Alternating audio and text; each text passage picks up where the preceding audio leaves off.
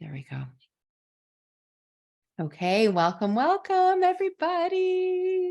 Let me know in the comments too. Oh my goodness, we've got Toronto, North Carolina, Virginia, Maryland, New York. Oh my goodness.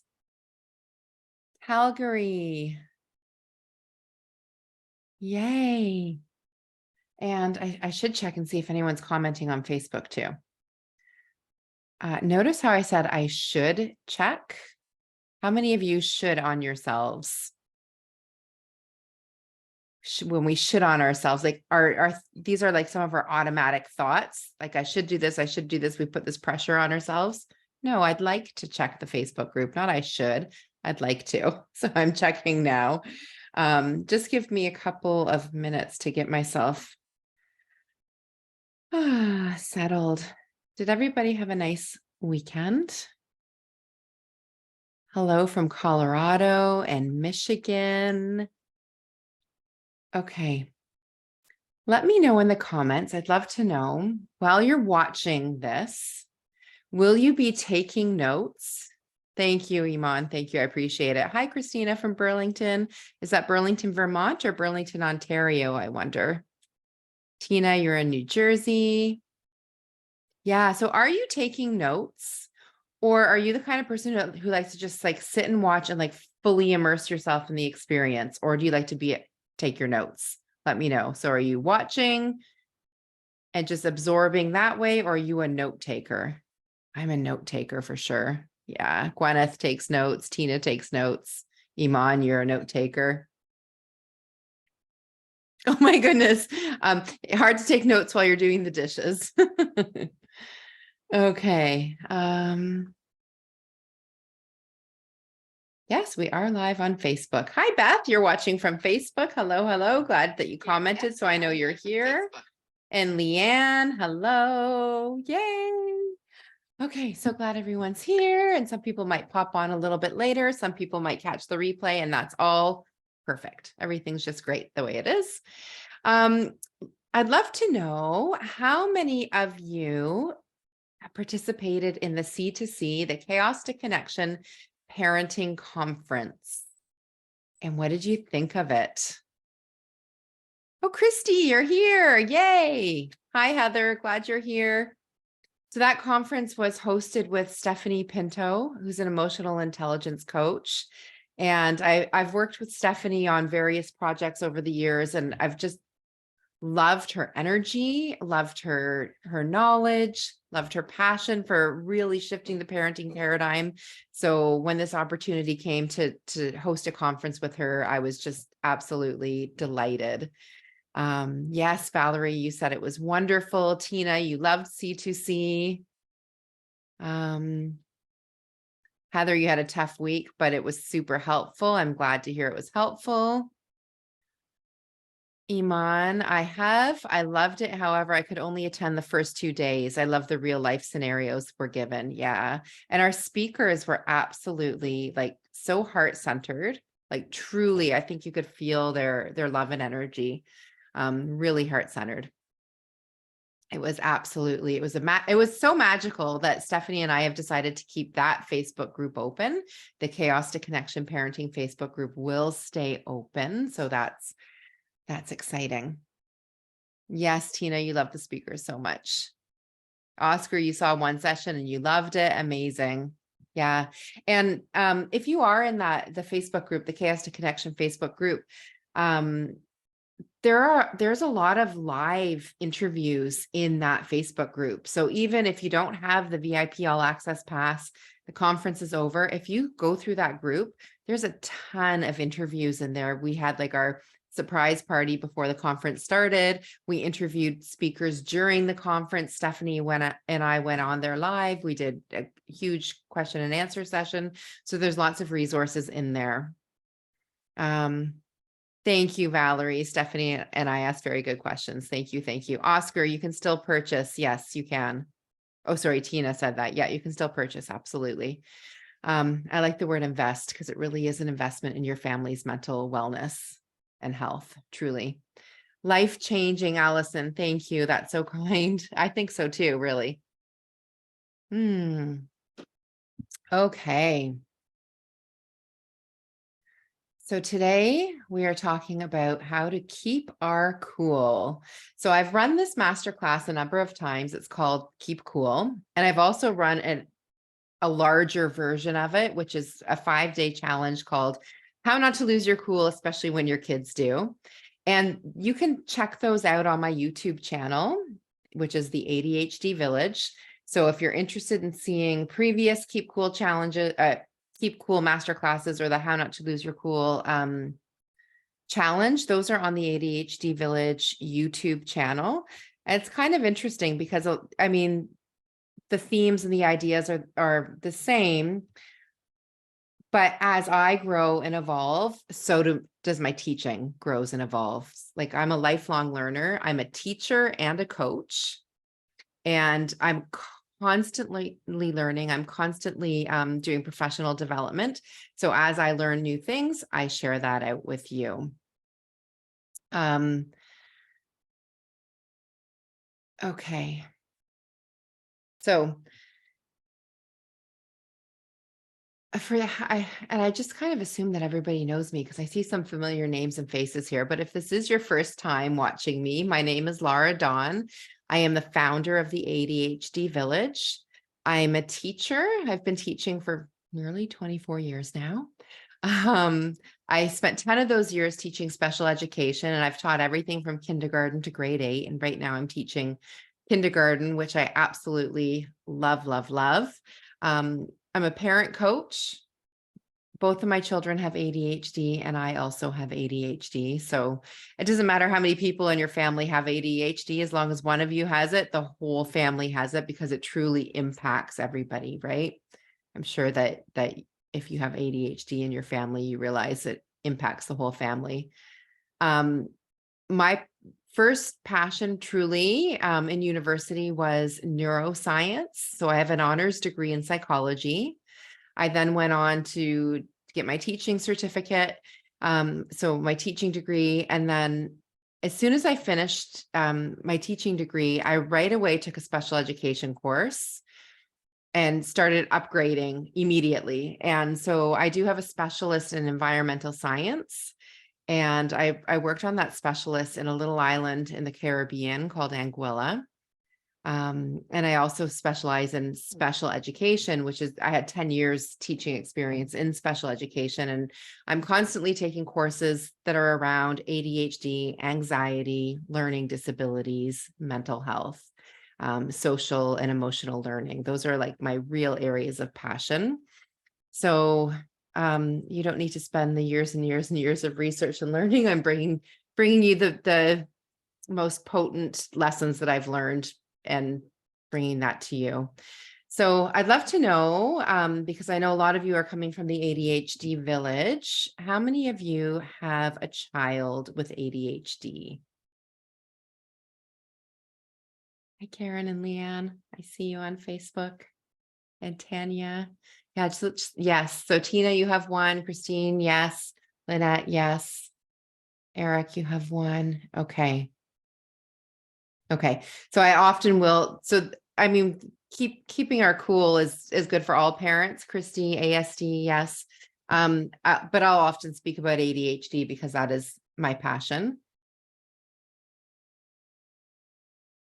Okay, Christine, ADHD, ASD, ODD, and Tourette's.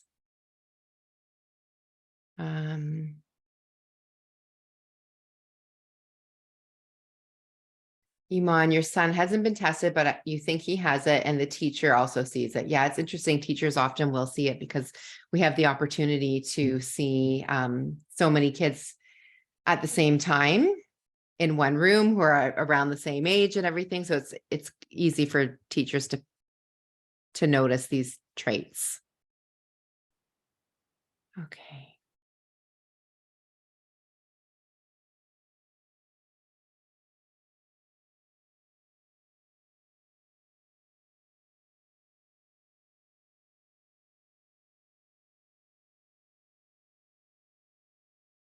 Okay. Sorry, I was just clicking around.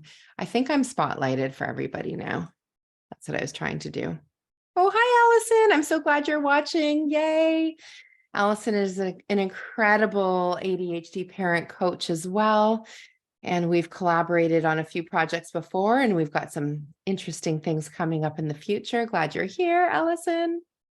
Okay, so our plans for tonight. Tonight, we'll be looking at some strategies to help you keep your cool. That's why you're here. The masterclass is called Keep Cool. We'll be discussing triggers, helping you to recognize your triggers and learning how to tame your triggers. We'll be learning some simple ways that you can shift your perspective, and that shift in perspective can help improve your child's behavior, which is really cool. Our minds are so powerful. So a shift in our perspective can improve our child's behavior.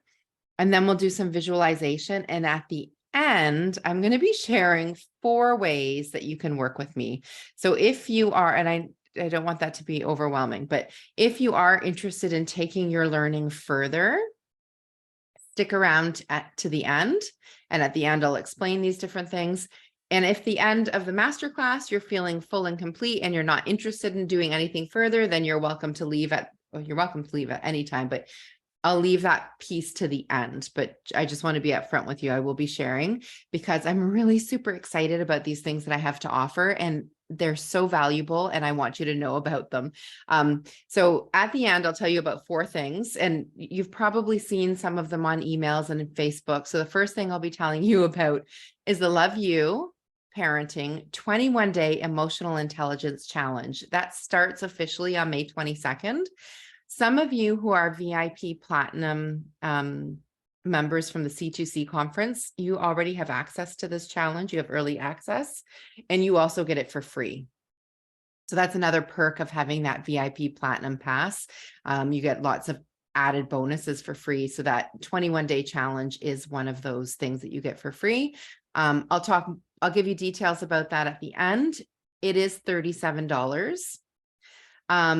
And also, so that's the first thing I'll be telling you about at the end. The second thing is the Love You Parenting membership, which is a beautiful supportive space.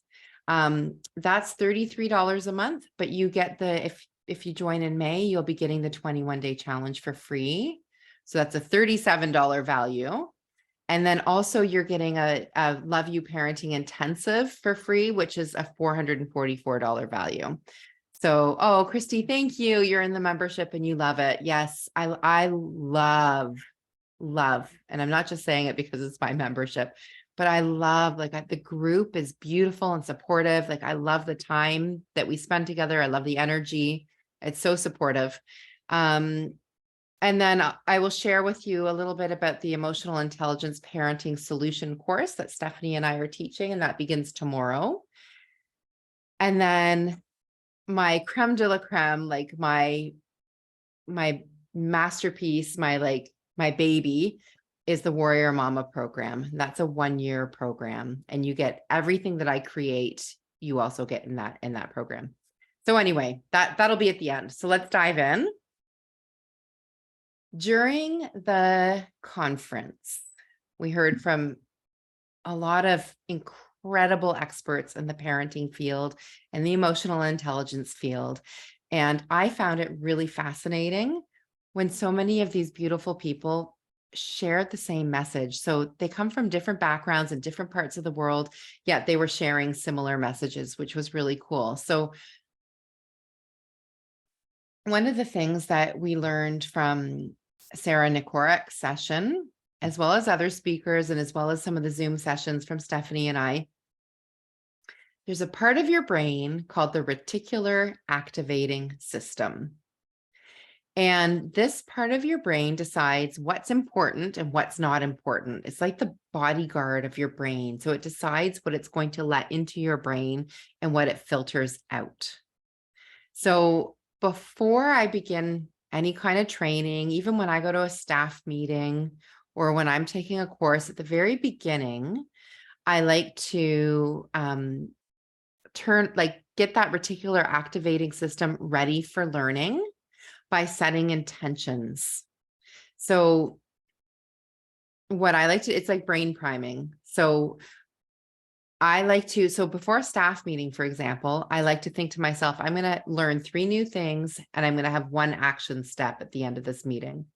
So I would like to invite you to do the same thing for this masterclass. So set your intentions. Like, what do you hope to get out of this masterclass? And if you would like to write it in the comments, I'd love to see it in the comments. So you might think that you'd like to learn 3 new things, or maybe you'd like to learn 1 way to tame your triggers, or maybe you'd like to learn a strategy for how to calm your child, or maybe you'd like to have like something that's an actionable step that you are going to be able to implement right as soon as we get off this call. So let me know in the comments. There's a reason why I'm asking you to put this in the comments, and that is we are 42% more likely to accomplish a goal when we put it in writing. So Eric wants to have 2 new actionable steps. Tina would like to learn 1 thing that I can implement. Kate is hoping for less yelling. Oh, hi, Jenny. I'm so glad you're here. Yay. Okay. Oh, hi, Parvati. You're looking to learn at least 1 new strategy and to tame your triggers. Christy, I need a fast step to use when I feel triggered. Okay. This kind of helps me too. And what I'm going to be delivering to you too, right? I would like to learn how to, oops, it went away. And that's why I said, like, I teach the same course again and again, this masterclass, but it's always different depending on who's in here because you shape what we're learning. I would like to learn how to keep my cool during the last 5 minutes before leaving to school. Oh yes, that's a very difficult time, right? As you're rushing out the door. 2 strategies to help me pause when I feel triggered.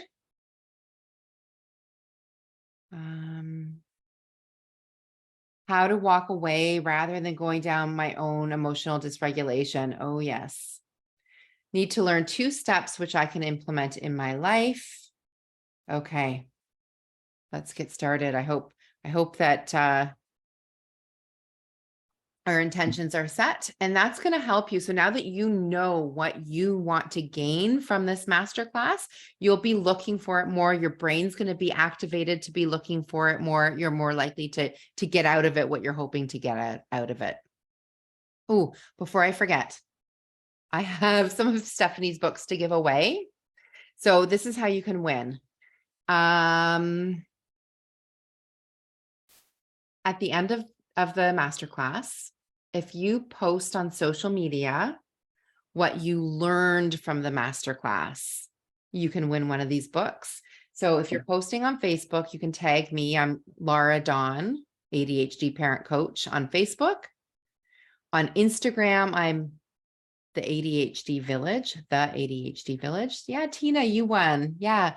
And so there's a few reasons for this. So when you teach others, you learn more deeply. So as I'm doing all of my learning, I'm in 2 courses right now, but as I'm doing my learning, I'm taking it in a different way because I know I want to teach it to you, or I want to teach it to my students. So I'm taking it in more deeply because I know I'm going to be teaching it. So if you have in your mind that you're going to be writing a little post about 1 thing that you learned, you might take things in more deeply.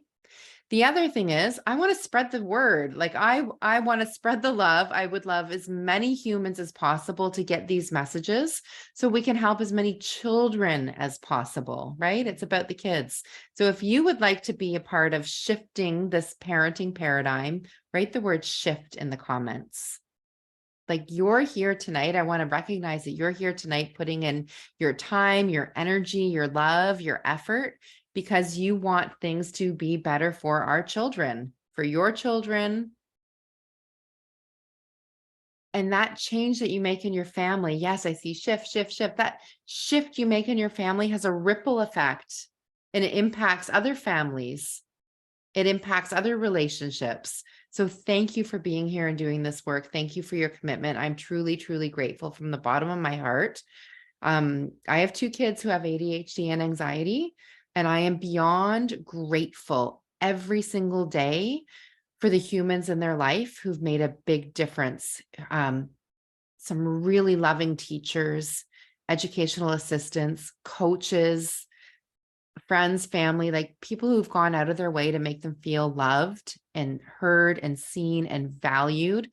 It takes an incredible person to do that for a child. So thank you for what you're doing for your kids, but I know that think that will impact other children as well. So thank you. Okay. While I'm on this gratitude and thank you, that brings me to the first thing I wanted to talk about, and that's celebration. So talking about this reticular activating system, it is really easy. And I know because I've been there, it's really easy to get overwhelmed by life, by raising challenging children, by raising kids who have great big emotions. And then we get emotional too. And they heighten and we heighten and they heighten and we heighten and there's explosions. And it's probably really easy for you to list off the things that stress you out and trigger you. So again, if we're thinking about that reticular activating system in our brain, if our focus is on that all the time, we're going to see more and more of it. So the way the reticular activating system works is if I have a thought, for example, my kids never listen to me, then so I have that thought, so I've told my reticular activating system, okay, look for moments when my kids never listen to me.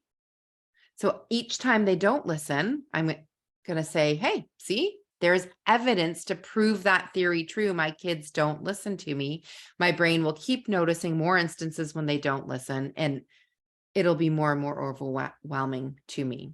So pull it to the opposite end, celebration, noticing the things that we want more of in our life. We tell our reticular activating system, this is what I want more of. Really feel deep gratitude for those moments and celebrate those moments. So what I'd love for you to do is in the comments, type something that you are celebrating. And it doesn't have to be like a birthday or Mother's Day or like a big celebration. It can be something little. Like I went for a walk today and I took pictures of blossoms on the trees because I wanted to celebrate and feel gratitude for spring. And when I take pictures of beautiful things, that's a way that I'm celebrating the beauty. It can be little things. So your brain doesn't know the difference whether you're celebrating for yourself or somebody else. Hi, Sophie, glad you're here. And your brain also doesn't know the difference whether you're celebrating something big, like a beautiful event, like a birthday or Mother's Day or graduation, or whether you're celebrating something small, like the way the blossoms flutter in the wind, or you emptied your laundry basket and actually put all the clothes away. Actually, that's not small. That's probably pretty huge. Your child actually brought their plate and put it on the counter instead of leaving it at the table. Like celebrating little things are good for your brain. And as we're reading other people's celebrations, like go ahead and feel the celebration, celebrate with them because your brain benefits. So when you're celebrating, you get a dose of feel-good neurochemicals. So dose stands for dopamine, oxytocin, serotonin, and endorphins.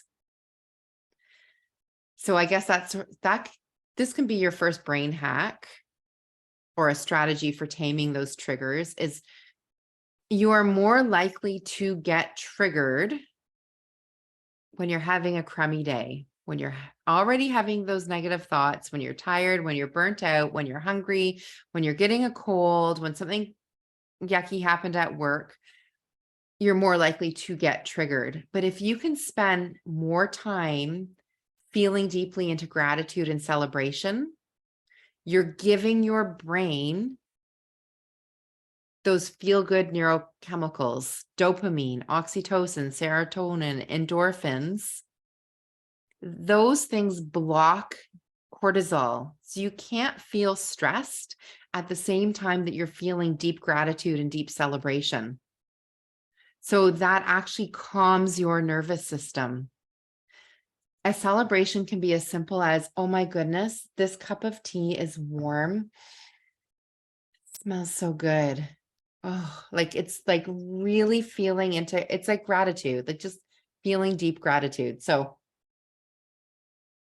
let me read your celebrations. Eric, I'm celebrating that we are cleaning out our basement and working towards remodeling. Yay. Christy, I'm having a hard time seeing these. Christy, my son and I did his schoolwork at the lake. Oh, lovely, at the lake. And he had so much fun feeding the ducklings. Oh, like what a beautiful way to do homework, Christy. Maud, I had a coffee date with my 12-year-old ADHD son before school. Oh, how beautiful. And we really connected just being present with him. I love those little moments before school when you could, if you can do something and like that. And somebody just said, how can I make the last 5 minutes more peaceful? Oh, wouldn't that be fun if you planned maybe once a month where you had that special time before school? That's so nice. Heather, celebrating my son's, hang on, how do I put this down?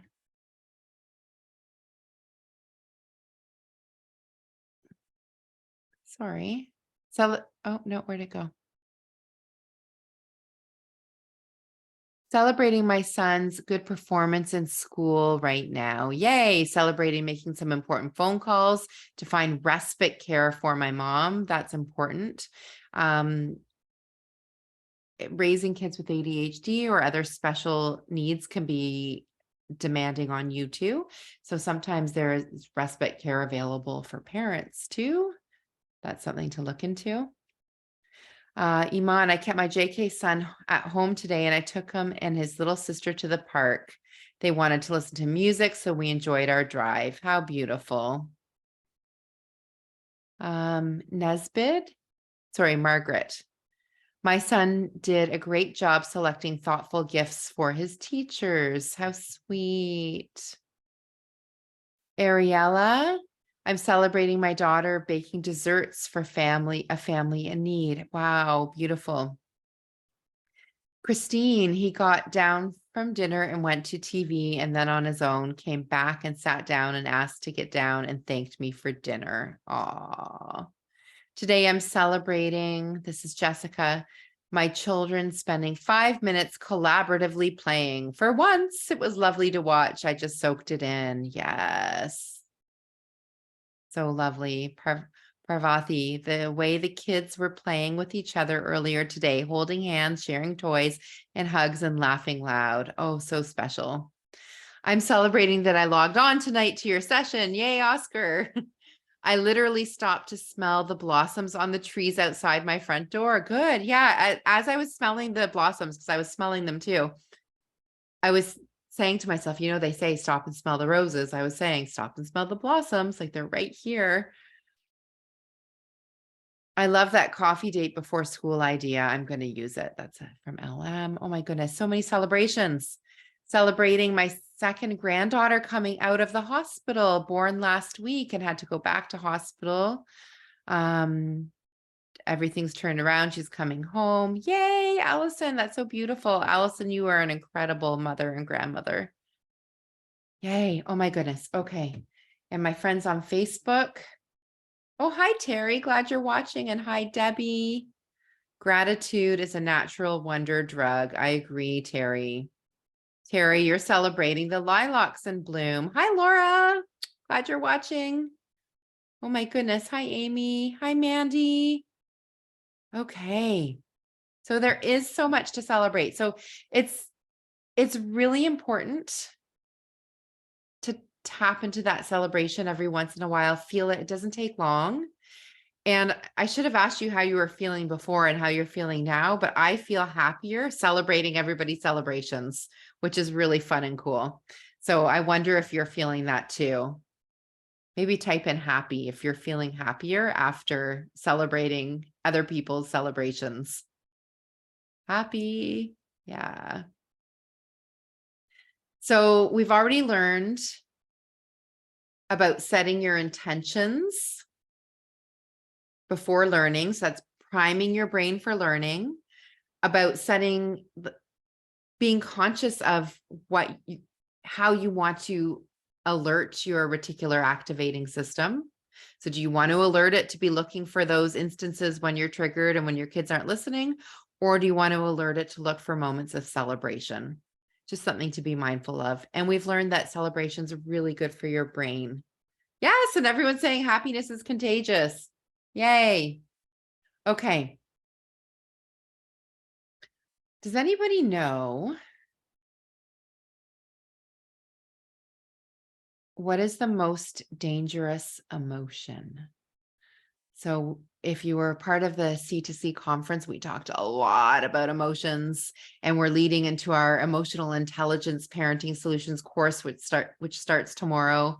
Emotions are super important.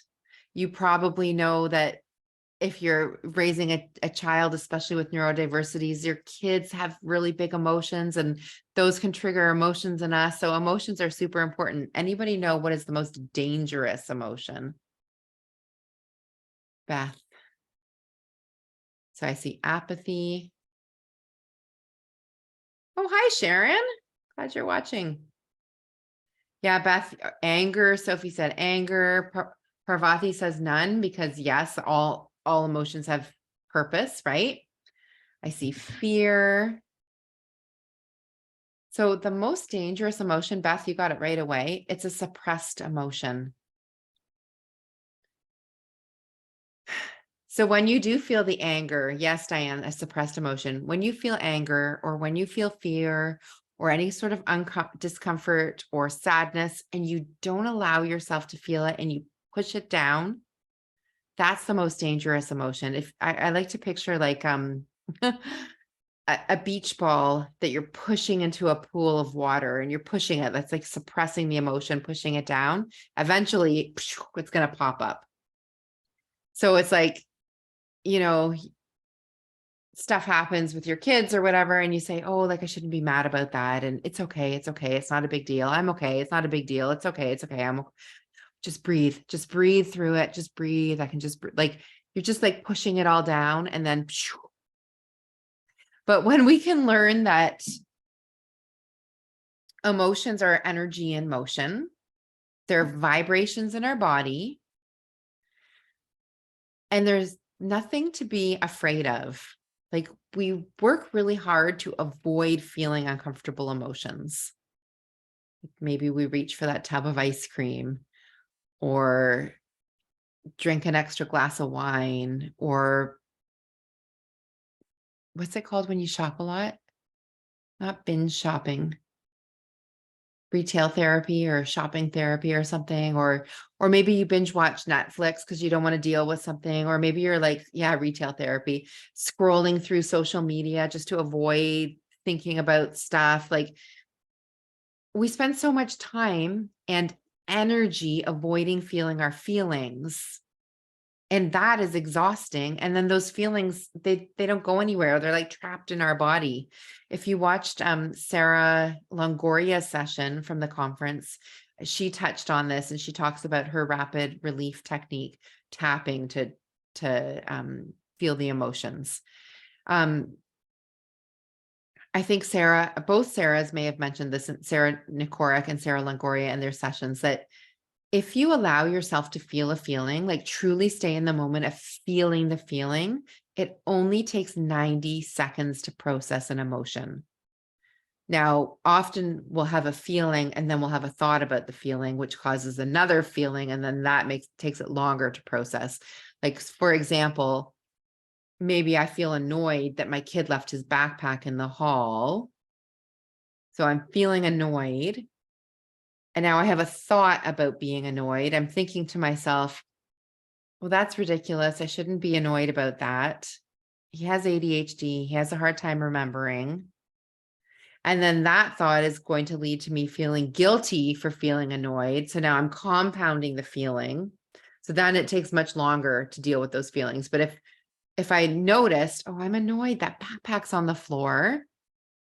And if I could sit with that feeling of being annoyed for 90 seconds and process the emotion, get it out of my body, and move on. It's so much better than shoving it down and like, I shouldn't be mad, I shouldn't be annoyed and blah. So we're wanting to learn how to tame our triggers. First of all, notice when you're triggered, or even back that up and notice what triggers you. Notice when you feel the trigger, what it is, and notice, like, really pay attention. Like, where do you feel it in your body? Does your face get hot and prickly? Do you feel it in your stomach? Do you feel like a headachy? Do you feel like a tightness in your chest? Notice. So when you're triggered, in those moments when you're triggered, like I'm feeling, like they say, name it to tame it, feel it to heal it. So, I'm feeling annoyed, or I'm feeling agitated, or I'm feeling frustrated, name it. And then honestly, like I look at my watch. I'm like, okay, I'm going to feel this for the next 90 seconds. I'm going to feel this feeling. And I'm a tapper. So I tap, and this is something you can do too, even if you don't know a whole lot about tapping. On your collar. So find your collarbone, and then underneath, and I like to do it on the right-hand side for clearing, find the tender spot underneath your collarbone. Like if you push in there, it's probably tender. This is a spot where all your meridian lines cross through. So you can tap on that spot. So, if you still have access to if you have a VIP pass for the Chaos to Connection conference, if you watch Sarah Longoria, she talks about tapping. I think Kathy Flaminio talks about tapping too. But so in the moment while I'm feeling triggered, I tap on this spot and I just say like, oh man, I'm pissed off right now.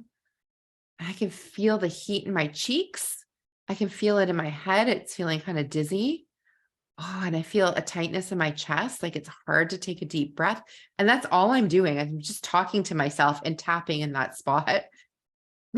My kids will sometimes see me tapping. They're like, oh, like what's going on with you? You're tapping. But yeah, I look at my watch. I give myself 90 seconds. I'm like, yep, I'm going to feel this feeling right now. So that I get into that much deeper in my coaching.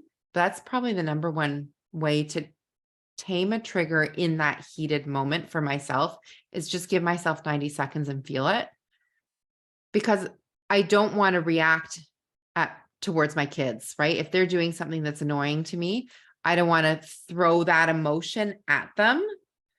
I want to process it for myself, get the emotions out of the way, and then I can respond to them rather than reacting. Responding is happening from the prefrontal cortex, your rational thinking part of your brain.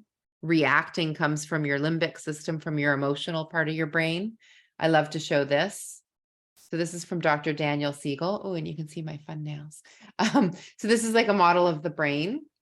This part of like these fingers represent the frontal cortex, the thinking part. When you get really angry, they say you flipped your lid. So you flip your lid. Now you're in this emotional part of your brain. This is like the fight, flight, or freeze part of your brain that's taking over. You can't really make logical, rational decisions when you're in that place. And that's not a place where you want to be parenting from. Okay.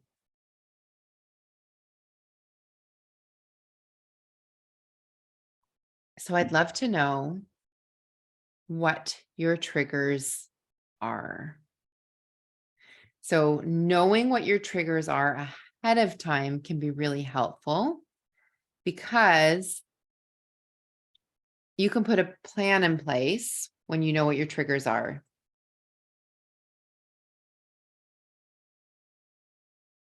Okay, Beth said loud sounds.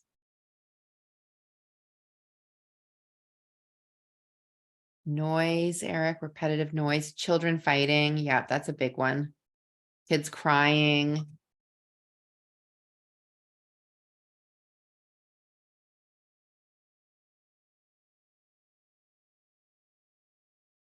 Being ignored. Repeating yourself. That's like being ignored, right? Not being listened to. And your child freezes.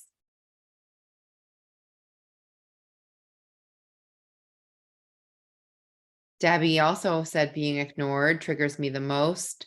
Terry, when children are upset.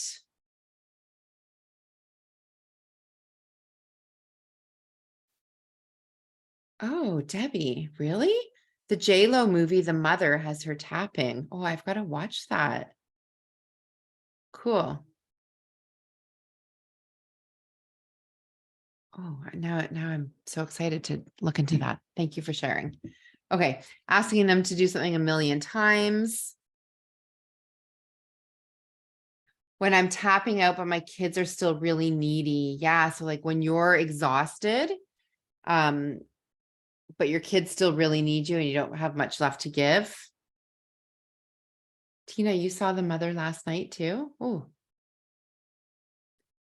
How long it takes to get a routine established. Yeah. Okay, I've got to stop reading the tapping comments because my ADHD brain is getting like fascinated by that now. Okay, so we've got some great triggers here. Loud sounds, repetitive noises, kids crying, fighting, being ignored, having to repeat yourself, child freezing, feeling exhausted, routines. Okay, so when you know what your triggers are, when you're calm, like we are right now, you can think, that's triggering for me.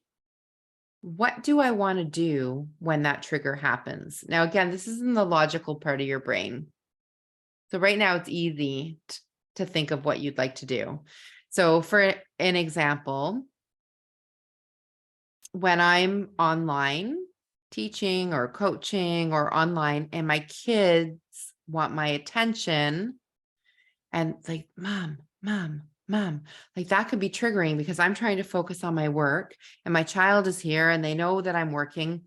So I might react and say, can you like leave me alone? Like, or can you just give me 5 minutes? Or like, right, I might react and snap at them. And you probably saw my face was not very loving, right? Like I'm showing that annoyance on my face and throwing that emotion at them. So that's me reacting from my emotions because I'm trying to focus on my work. They're distracting me. It's annoying and frustrating.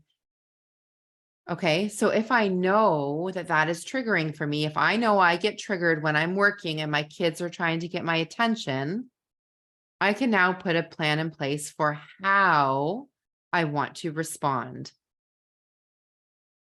So I could pause what I'm doing on the computer, turn to them and say, yes, my sweet. Yes, my love. Yes, my darling. I see that you need me. I need 5, like just give them that attention, give them the eye contact briefly, and then say, I'll be right with you in 5 minutes, or I need to finish what I'm doing. And then so I can plan in advance how I want to respond. So logically, so there's a piece to this that is mindset work. And the mindset work happens in this logical part of your brain, which, we want to put skills in place. We want to have the mindset. But there's the subconscious part of our brain that overrides the conscious part of our brain. And I can't get into a whole lot of that tonight. The conscious, so while we're sitting here talking, we can come up with plans that are conscious plans. But when you are triggered, that conscious part of your brain goes offline. You're based on this emotional piece. This is where tapping is really helpful. This is where coaching is really helpful because we get into rewiring, like literally rewiring the connections in your brain. Your brain is neuroplastic. So right now you might be wired to be triggered when X, Y, or Z happens and your reaction is A, B, C. But when you are able to work on the subconscious level of your brain, you're able to rewire and put in new pathways. So an example of this neuroplasticity, if you think about a garden as being an analogy for neuroplasticity. So you have a piece of land that is your garden. You already have things growing in it. And if you imagine there's weeds growing in the garden, and the weeds are like your triggers, they're like the habits that you want to get rid of, right? We don't want weeds in the garden. And now you come to, you come to a class like this, or you go to the conference, or you read a book, and you have these new strategies that you want to try. So the strategies are like new plants that you're going to put in your garden. So you can plant these plants, maybe they're vegetables or flowers or whatever it is. You plant them in your garden, and they might look really beautiful for a little while, but those weeds are still there. So the plant is getting like suffocated by the weeds. So having the strategies and putting them there, like, yes, they might work for a while. The flowers look beautiful for a while, but to make it really impactful and meaningful, before you put in the beautiful strategies, you want to weed out the weeds, get rid of the weeds from the garden altogether, turn the soil over, maybe add some new fresh soil and fertilizer, get things ready, and then you put in the new strategies. So we can't cover all of that stuff on a masterclass like this, but that's what I really do in my coaching, is I help you to weed out the yuck that you want to get rid of and plant in the good stuff. That's kind of the easiest way to put it. Okay. Let's go back to thinking about the triggers. So we have a big list of triggers.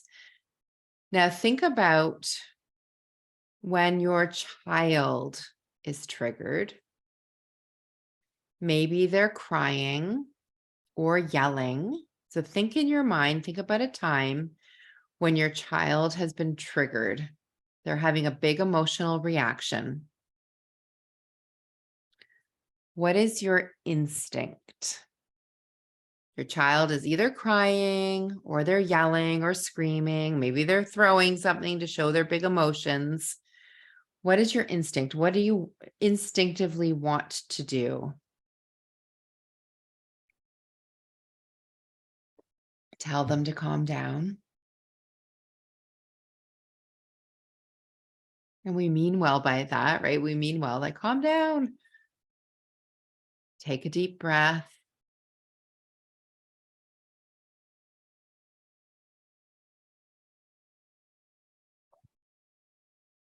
Usually want to hug them, but most of the time they scream at you, right? They might not want the hug in the moment. We want to hug them because we want to comfort them, but they might be too agitated to take that hug. Okay. Yeah, Christy, telling my son to calm down never works. Yeah, I say that to my husband. Never in the history of the world, because he'll say, calm down. I'll say, when he says that to me, it infuriates me. And I'll say, never in the history of the world has saying calm down to anyone ever actually calmed them down. Oscar, I used to try to fix.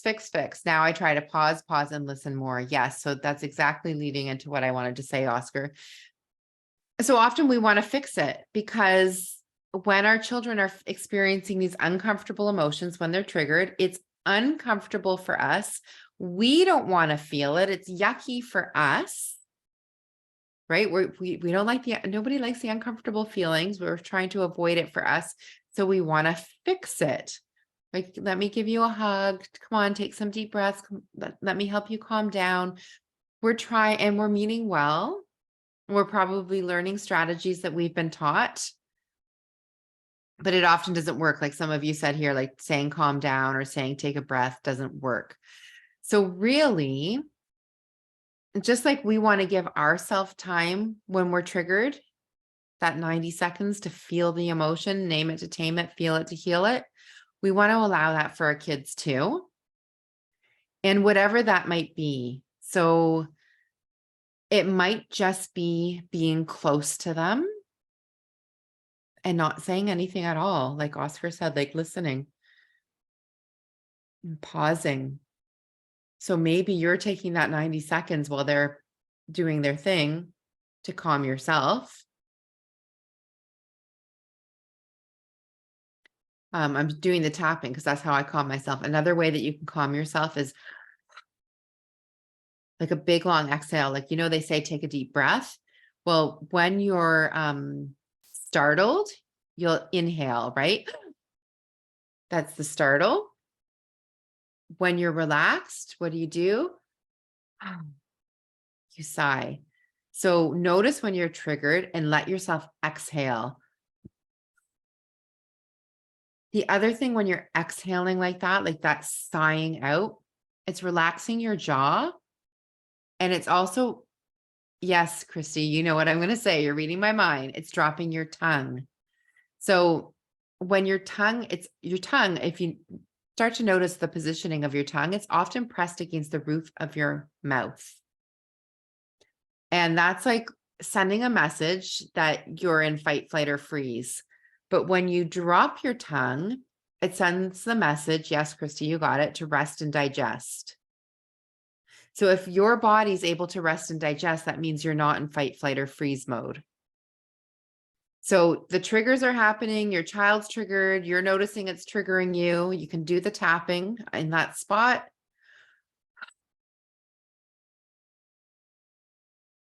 And just breathe it out. That's giving you the moment to pause. That's also preventing you from jumping in and trying to fix things, which we all do. I still catch myself trying to do it because I don't like when my kids are uncomfortable. Nobody likes to see their child like struggling, right? Oscar said, I sometimes will sit on the floor when they are really elevated and pause and listen, and often the energy shifts. And if things are being thrown. Yeah. So just having you sitting there with them, if you're able to just bring your own energy down, the kids will pick up on your energy. Your feelings are magnetic and your thoughts are electric. So really and truly, we feed off of each other's energy. So if your child's getting escalated and that's stressing you out and triggering you, that's only going to heighten it for them more.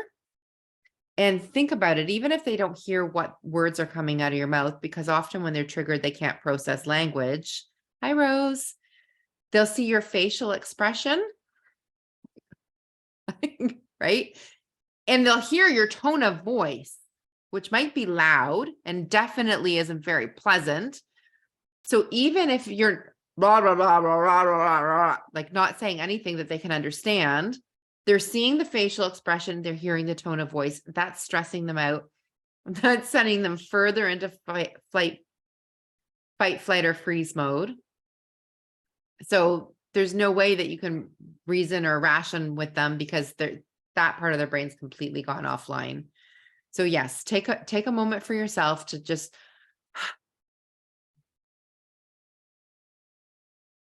and then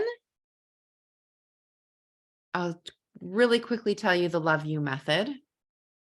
So I go deeper into this in the Love You membership, but really briefly, it's called Love You because every human wants love. We're all craving love. And in fact, love is so important that a child actually needs it to survive. They need love to survive. Love you, but actually the you needs to come to it should be you love. You needs to come first. So the you stands for taking care of you. So your worst parenting on your best day is better than your best parenting on your worst day. So when you are taking care of yourself, even if you're not doing all the great parenting strategies, but you are in a good place, that is better for your kids than you trying to implement all the strategies, but you're not in a good place. So the basics for your brain health, like the very minimum basics, are sleep. Make sure you do whatever you can to preserve your sleep. Nutrition, so filling your body with some goodness. Hydration, start your day with 2 glasses of water. If you can, lukewarm or like room temperature. If you can, add some lemon to it, but first thing in the morning so that you're starting the hydration off at the beginning of the day. Sleeping is dehydrating. So start off with water. Mindful breathing. And I like to do that outside. And even if it's just like taking some of those slow exhale breaths, and exercise. We need to move our bodies and our brains and our emotions, our nervous systems. We need movement. So you can get a lot of those done first thing in the morning. If you can give yourself, honestly, like 3 minutes outside, go outside, take some deep breaths. If you have a porch, you can walk up and down the stairs or walk up and down the driveway or whatever it is. You're getting some movement while you're breathing. Take a big drink of water. So 3 minutes, you can get some of those done. Okay, Al. So I think it was Oscar who mentioned the listening piece. Your kids yelling, screaming, crying, whatever it is, showing their behavior. Their behavior is communication. Even if it means like they're throwing something across the room or they're swearing or they're slamming doors, even if it's big, ugly behavior, it's communication. So if we can shift our thinking, we can shift that lens, not into my child's giving me a hard time, but my child is having a hard time. If we can shift it to not wanting to just jump in and fix the behavior, but see that behavior as communication, it's telling us that there's something deeper going on, something beneath the behavior. What is the behavior telling us? So we want to lean in and listen. And maybe we're listening to their words because maybe they're expressing some things verbally, but maybe we're listening to the behavior, like they're crying. What's that telling us? Or they're like stomping their feet and, clenching their fists. What's that telling us? So we want to listen to their body language as well as their words, keeping in mind when they're very escalated, they don't have the ability to be logical. The use of language is not helpful. That's why we want to really tune in and listen. And we can listen with our facial expression and our body language, as well as like with our ears and our words. So just simply saying like, oh, I can see this is so hard for you. Letting your face, like, let them know that you really feel it. Or, man, of course you're angry. Of course you're angry right now. I get it. I'd be angry too.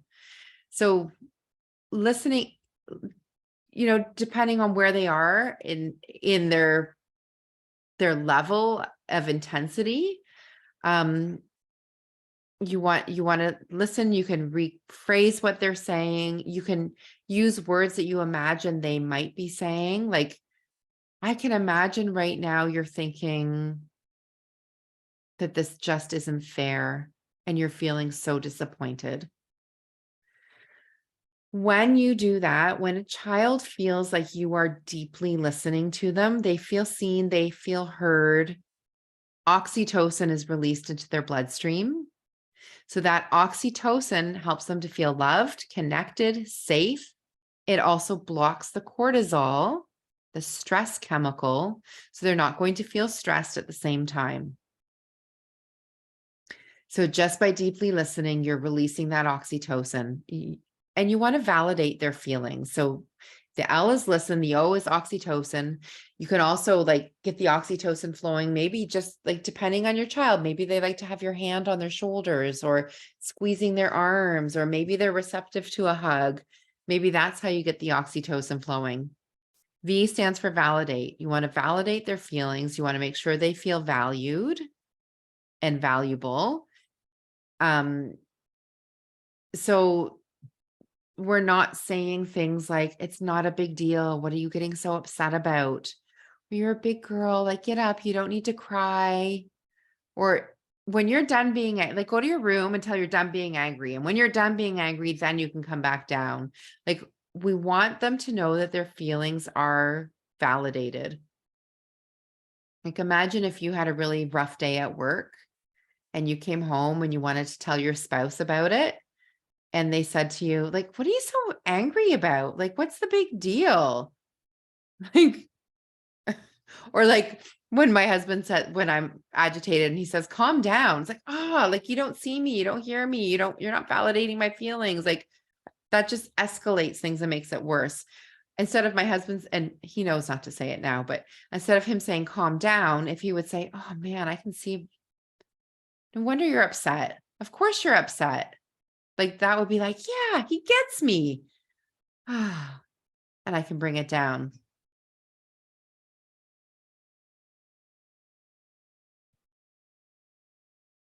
Christine said, he is usually mad at me. So when I say, I hear you, I understand, but unless I give in, nothing I say helps. Yeah. So at that point, he might not be ready for the language that I hear you, like whatever you're trying to say with your words, he's not ready to hear the words. So maybe it's just facial expression. Maybe it's just like, just holding space and letting him get all those feelings out. Like sometimes they just need to let it all out. Also setting up for your kids a plan in advance for how they can feel their feelings in acceptable ways, right? We want to let them feel their feelings, but throwing things at their brother is not acceptable. Like hurting their sister is not acceptable. Screaming like mean things at you is not acceptable. So what is acceptable? You decide as a family what is acceptable. Maybe you have a pillow that you're allowed to punch when you're mad to get that energy out. Maybe you are allowed to stomp your feet. Maybe you go into the bathroom and just like let it out. That's actually really releasing. Just like let it out. Or maybe like while you're letting us scream out, maybe you're saying, I'd like to say mean things right now, but I'm not going to, but you're still like, you're yelling it. Like that sometimes helps to let it out. Like my kids have a punching bag in the basement. I'll tell them, go punch the punching bag. If you're mad, go get it out, punch the punching bag. So like have a plan for what is an acceptable way to express those big emotions so that nobody is getting hurt. An example, I'll share a quick example with you of how to use this love you. So the you is always taking care of your own mental health, your own wellness. When you get into that triggered situation, you're taking care of you first. Take a deep breath for yourself. I like to take a deep breath for me first, and then I like to make eye contact. So this is like starting into the listening, and take another breath, just another mindful. So to me, that's one breath for me. The second breath is for my child. And I don't need to say like, take a deep breath with me or breathe with me. They can just see me doing this. Like just, they see it. We have mirror neurons in our brain. Their mirror neurons will pick up on that. If I am intentionally breathing slowly, eventually they will pick up on that and match my breathing.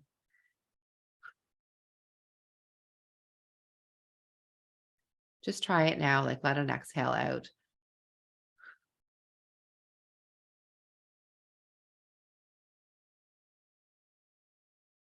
Okay. So I'll give you an example of how I use this with two children in my class who were upset. So I teach kindergarten, and two friends were playing together, building a Lego creation together. And the one child built a wall, and on his wall, he had two little windows and he had flower pots attached to the windows. And inside the wall, he had built a Lego bed for his character. And the other child was building on the other part of the house, but his part of the house didn't have any windows. So he wanted one of the windows. He wanted his friend to give him one of the windows. There's two windows, two friends. It made logical sense to him, one window for each child.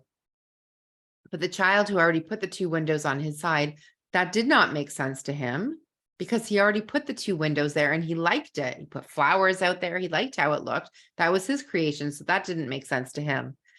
So the one boy came to me crying, like, oh, I want a window and he's not sharing and it's not fair. So my instinct would be sharing is caring. There's 2 kids and 2 windows. Give them one of the windows. Okay. Just give them one. So that wouldn't validate the other child at all. Like it would say like his thoughts and his feelings don't matter. And this kid's upset. Therefore, you must change your behavior to make this kid stop crying and stop being upset. So I didn't fix anything. I listened to what he had to say and I just let my tone of voice and my facial expression match. And I just said, oh, you really want you really want a window for your side of the Lego house. I get it. That's all I said. He walked away, broke the windows, and came back to me crying. He wouldn't give me any windows, so I took the windows and now he's mad and so crying. Then his friend came right after him and he says to me, Mrs. D, I'm angry. No, I'm furious. He broke the windows off my Lego creation. I'm just so furious at him. So I've got one kid crying and upset, the other kid furious. And I validated for both of them. I looked at the furious one because his emotions were bigger to me in that moment. So I went to him first and I said, oh, of course you're furious. You worked really hard on that Lego creation and now it's broken. And you put those windows really carefully on the wall. You planted the flowers outside. It was really nice and now it's broken. I get why you're furious. Of course you are. I turned to the other child and said, and you're so sad. You really want to have a window too. And your friend has 2 windows and you didn't have any. Of course you're sad. Then I didn't say anything. So I listened to both of them. I validated their feelings. That was allowing oxytocin to flow. And then the E and the love you is like the emotional piece, right? So allowing the emotions, giving space for the emotions. And also we want to remove the emotional charge before doing any kind of problem solving. So just validating their feelings brought the emotions down because they knew that I saw them. I understood how they're feeling. They didn't have to keep behaving with big behaviors to make sure that I got what they were saying because I got it. So if you don't get it, if I had just said, can you just calm down or can you share? They would have to get bigger with their behavior so that I would get it. So that's all I said. And I was quiet for a while. And then I said, yes, sorry. Yes, Rose, that's correct. Your best parenting on your worst day is better than your worst parenting on your best day. And I wanted to mention, and I forgot, if there's any quotes that I say that you really like, type the quote into the comments, and then I can turn that into graphics for you. So Rose, I need to turn that into a graphic for sure. Okay. So then I said to the kids, I've got 2 friends who are both having a really hard time. You both want to play with Lego and you're both having a hard time. What are we going to do about it? That's all I said. They walked away. They went to the Lego table. They solved the problem on their own. A few minutes later, the one boy came back and he said to me, there's no problem anymore. We fixed it. And I was like, oh, what did you do? Well, we made a really big bed and we put it on the one side with the 2 windows. So now both of us have a bed on the window side. Like my solution would have been 2 windows, 2 kids. There you go. Problem solved. They came up with their own idea. They put a big bed for both of them to share close to the window. So then we really, really celebrated this. And when we had our community circle afterwards, we talked about it. And we talked about what the feelings were at the beginning, sad and furious, and what the feelings were now, like afterwards. And I think they said happy and calm or something. So we spent time talking about feelings don't last forever. Feelings come and feelings go. So that sadness and that furious didn't stay forever. They had time to feel those feelings. And after they felt their feelings, they chose to have different feelings, and they had to put some actions in place to have different feelings. And we talk about that a lot in my class. Like, after they feel sad for a little while, maybe they have a hug or a drink of water or whatever, I'll say to them, okay, do you want to keep feeling sad, or are you ready for a different feeling? It's up to you. And either choice is fine. Okay, if you want to keep feeling sad, what would you like to do? Do you want to go to the quiet corner?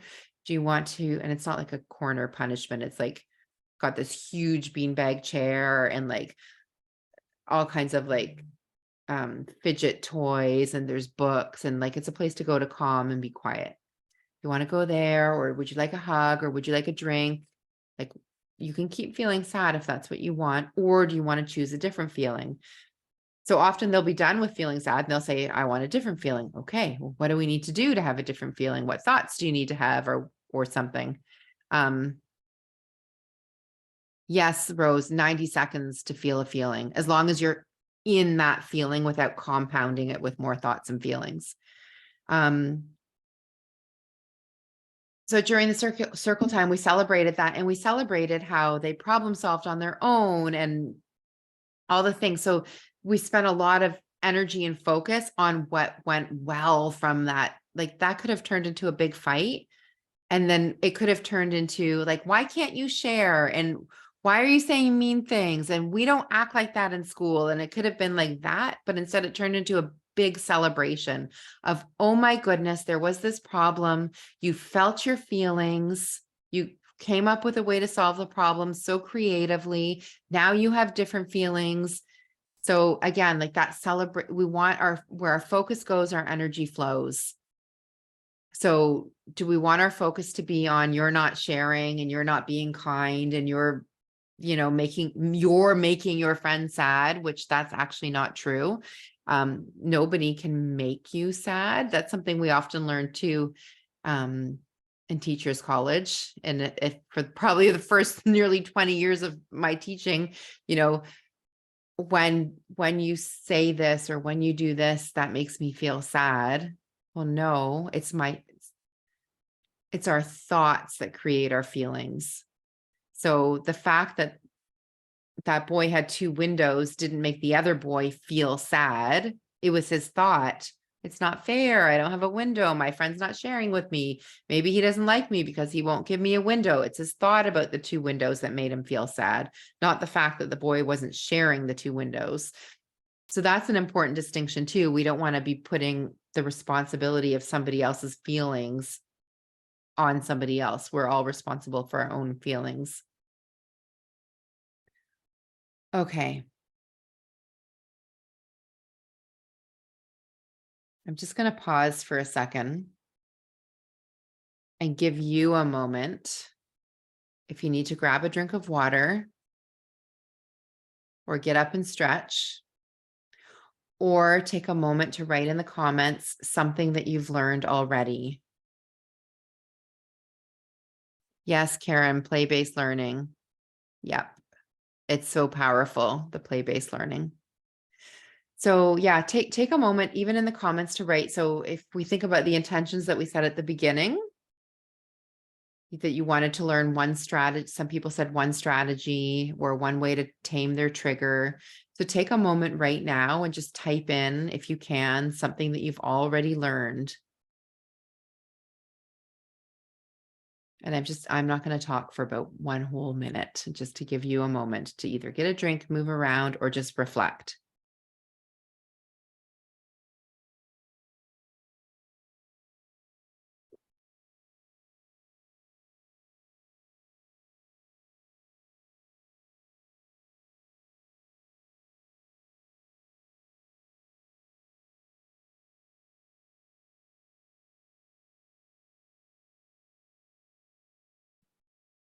Yes, Patricia, the replay will be available for 1 week. So for 1 week, it will stay in the ADHD Village. And I'll also email out the link. And then after that, I'm taking it down and putting it in the Love You Parenting membership.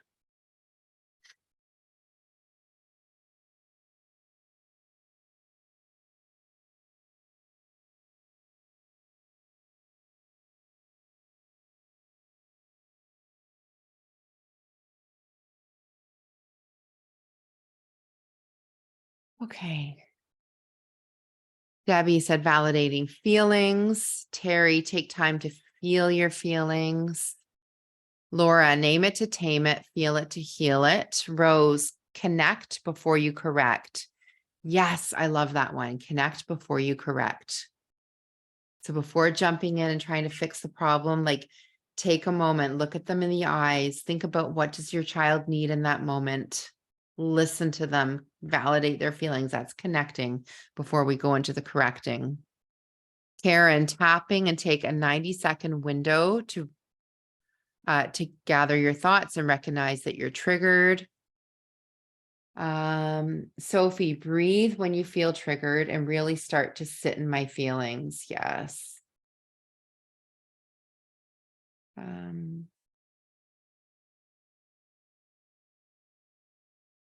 Tina said about the tongue, dropping the tongue.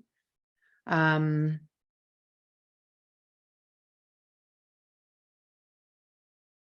the deep breathing method that we take for ourselves first and then for our child. I also love the example you gave about asking, oops. In a way, I can't see it now.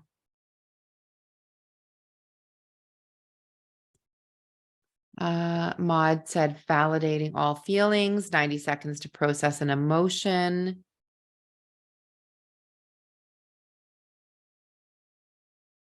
Okay. Okay, so let's, before I move on, take a moment to regulate ourselves. So this came from Kathy Flaminio's session. I don't know if anybody watched her session from the C2C parenting conference, but one hand on your frontal lobe and one hand on your occipital lobe. And my kindergarten students know the names of those two lobes. So we do this in kindergarten. My little 4-year-olds can say, I'm putting a hand on my occipital lobe, and just give it a tiny little, a little bit of pressure.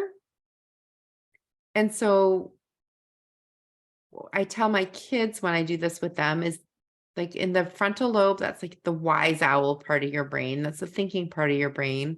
And at the back, that's like where your guard dog is. The guard dog, it represents the amygdala. So the amygdala is always looking for danger. It's always on the lookout for danger. And the danger doesn't need to be life-threatening. It could be something as somebody gave me a dirty look, somebody didn't invite me to a party, I'm late, I lost my homework, whatever. Like it can be a small thing, but our amygdala will process that as a danger and put us into fight, flight, or freeze. So that part of the brain I call the guard dog. This part is the wise owl. And so this little push is like we're pushing them together. So it's like I picture the wise owl is pushing down on that guard dog and saying, it's okay, I'm here. And it feels really good. And so while we're doing this, we'll do box breathing 2 times through. So that's in for 4, hold for 4, out for 4, hold for 4. Some people have a hard time holding their breath. So if that's too hard for you, you can just do 2, 2, 2, 2 breathing. We'll just do 2 together. Ready? In, 2, 3, 4, hold, 2, 3, 4, out, 2, 3, 4, hold, 2, 3, 4, in, 2, 3, 4, hold, 2, 3, 4, out, 2, 3, 4, hold, 2, 3, 4. Ah. How do you feel?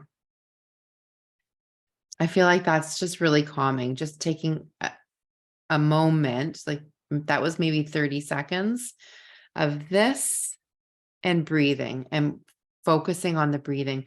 Focusing on your breathing is a nice way to be mindful. Like mindfulness means you're not stressing about something in the future and you're not stressing out over something that's already happened in the past. Like you're in the moment, and a nice way to come into the moment is to connect to your breathing, just thinking about in and out. you're connecting to your breathing. Another way to come into the moment, if you're feeling yourself getting triggered, is to connect to a smell. So if you have your cup of coffee, or your flowers, smell something, or notice something in the room. Like maybe it's like, okay, I need to find 5 pink things. And that just helps you stay in the moment, and it's calming. Okay.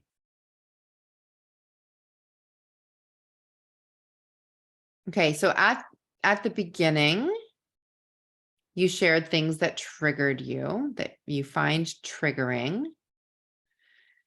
And I also talked about our reticular activating system. And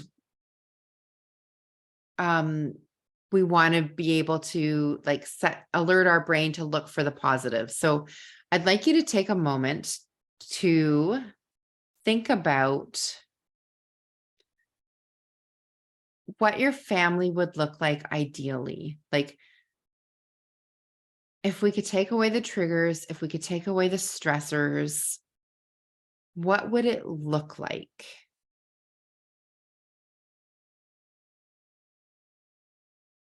Like what visions do you have for your family? And if you can share it in the comments. So the triggers that we talked about at the beginning were like loud noises, kids crying, fighting. Somebody said repeating themselves. Actually, a few people said repeating themselves. So that's a great example. If you think about, maybe you have the thought, I always have to repeat myself to my kids. I always have to repeat myself 100 times before they actually listen. Or I have to keep repeating myself and then they don't listen. And then I have to yell and then they listen. So if you have that thought, your brain will keep looking for evidence. And each time that you have to keep repeating yourself, it's just going to wire that more deeply into your brain. And those are like the weeds in your garden. So,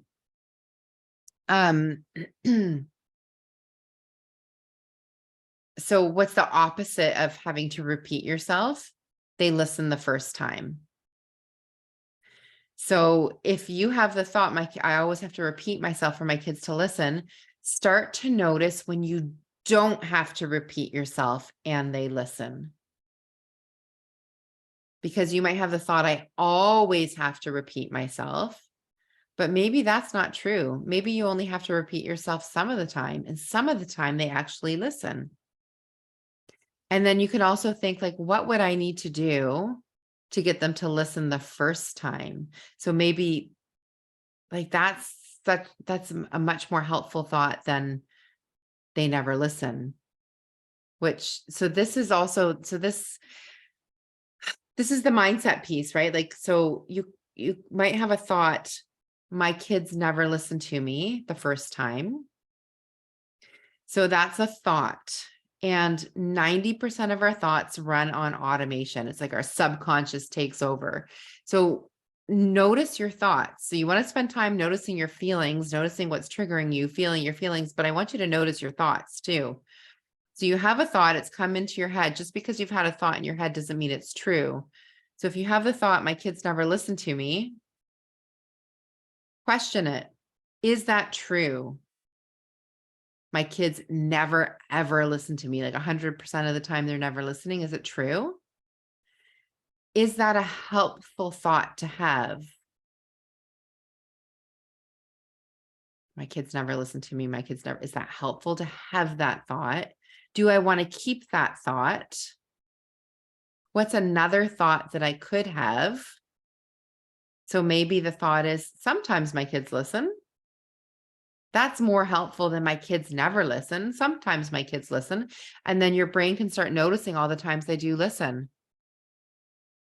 And then really question too, what is meant by listening? And are there different strategies that you could use that would help them listen? Like maybe if you're in the kitchen and they're in the living room and you're saying, come for dinner, they're not listening. But again, if you're shifting your lens and it's not that they're not listening because they want to be rude or whatever it is, maybe they can't process. Maybe they need you to get right in front of them and say their name, Kyle, I need you to listen. It's time for dinner. Come to the kitchen. Like, do you know what I mean? So play around with it. And now I've gone off on a tangent. Oh yeah, the opposite. So we're looking for the opposite of our triggers, what we want, what we would like for our families to have, what we would like if we could envision, we've waved a magic wand and we've taken all these triggers away. We've taken the stressors away. What would we have? So let me look through the comments. Sophie said, peace, calm, happiness, and love.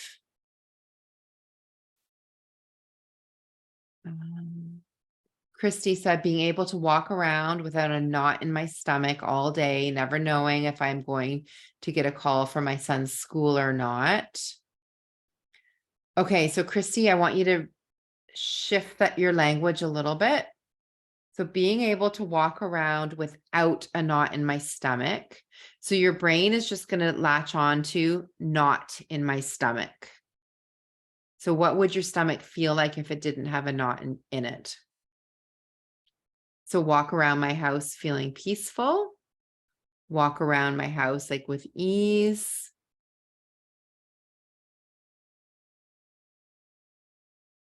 Walk around my house calmly knowing that my son is safe at school. Rather, because again, okay, so sense of calm, yeah. So just be mindful because your brain, it doesn't know like the negative, like it doesn't know like if you say to a kid, don't run, their brain just hears run. So instead you tell them what you want them to do. Walk, please, slow down, please. So yeah, just notice that when you're setting your intentions. Okay, let me just check the Facebook group. So what is it that you're wishing for your family? Less anxiety. So Terry, you reworded that to more calm. Yeah, because your brain will just read anxiety. Laura, cooperation, respectful listening, parents and children alike. Debbie said happy, calm, and relaxed. Okay. So what I would love to do is do a little meditation with you. If you're open to it. And if you would like to you can close your eyes. I'm going to put on a little bit of music. We'll do a little bit of a meditation.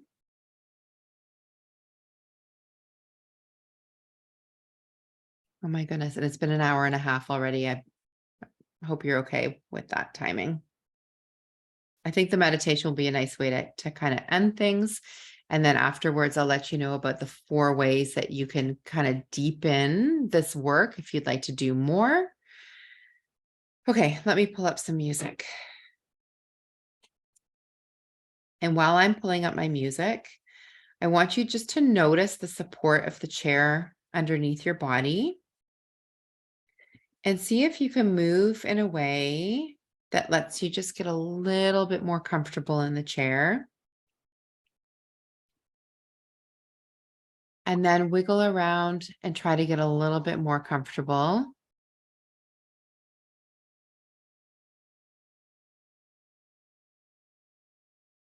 Okay. If you're comfortable, you can close your eyes.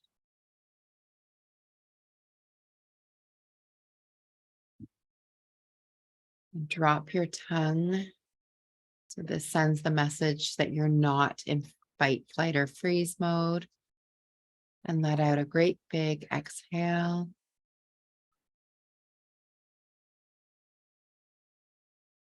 Breathe in. Breathe out.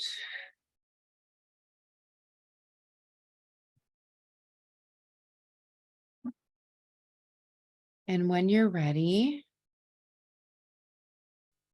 imagine you're standing inside a hallway. And there's 2 doors. There's a door on your left and a door on your right. You decide to go in the door on your left. This door inside this room is very familiar to you. You've been here before. Your family's inside of here.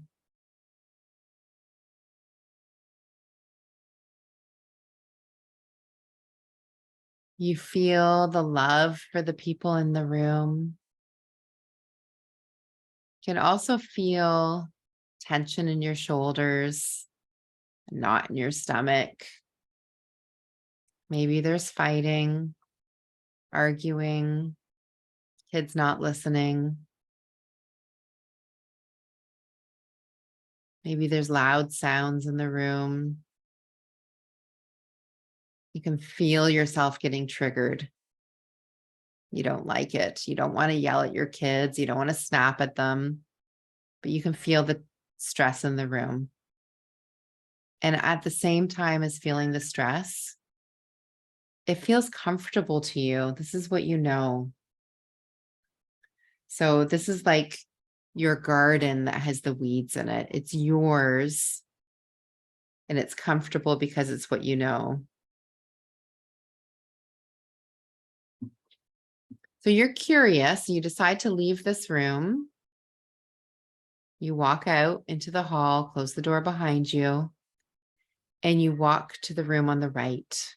You put your hand on the doorknob and you listen. You put your ear on the door and just kind of take a listen before you go in. It sounds quiet, peaceful. You open the door and you go inside. In this room, your family's here, but there's no triggers. You can feel your shoulders relaxing. You take a breath and it's easier to breathe. You feel lighter. It's calm. It's peaceful. Look around at your family. What are they doing? Maybe reading a book, maybe playing cooperatively together, talking in respectful voices. What are you doing? Feel a smile on your face. Maybe you're playing with your kids. Maybe you're talking to your spouse. You actually have a moment to talk because the kids are playing nicely. Maybe there's even laughter, happiness.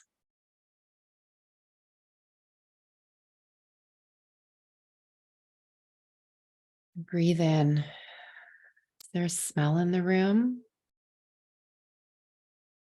Smell of cookies baking or flowers on the table. Maybe the smell of fresh air from an open window. In this room, you have support, you have strategies. Imagine what you could do if all the triggers were gone. It'd be easier to go out for play dates or out to dinner. Maybe you could even plan a family vacation. Just imagine all the possibilities.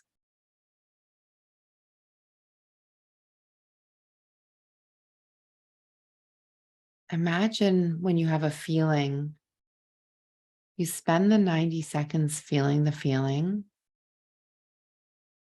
and then you're able to move on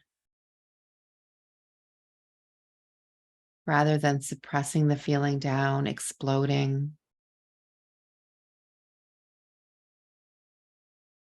Rather than working so hard and using so much time and energy to avoid the feelings. Just 90 seconds is all it takes. Imagine how much time and energy you would get back into your life if you weren't spending it suppressing emotions or avoiding them?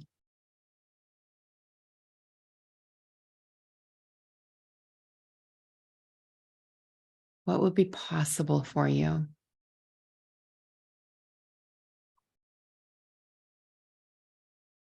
What would be possible for your family?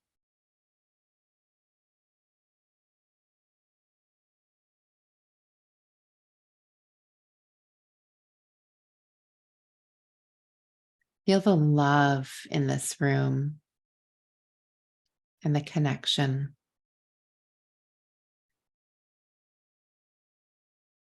Put your hand on your heart if you'd like to. And imagine love, peace, happiness, connection. Imagine that filling your heart like a glowing light.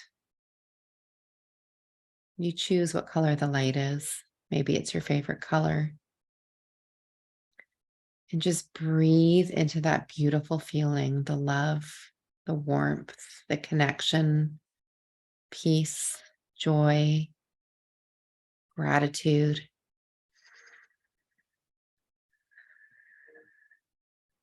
And feel the light expanding around your body. And now the light is wrapping around your family. This beautiful light that connects to you to your family. It's love, it's connection, it's peace. And imagine that light even expanding and filling the whole room.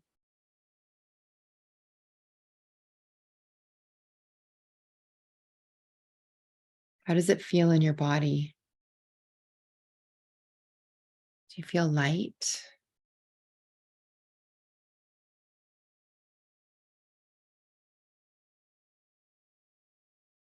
You feel the smile on your lips?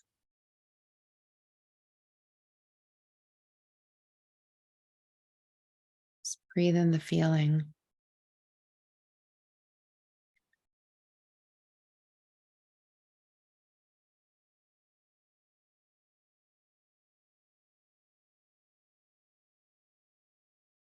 And slowly start to pull that light back towards you.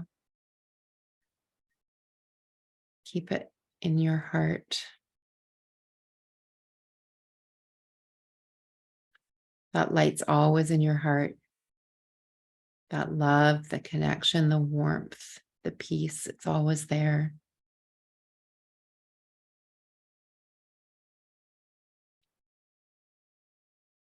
You look around the room at your family.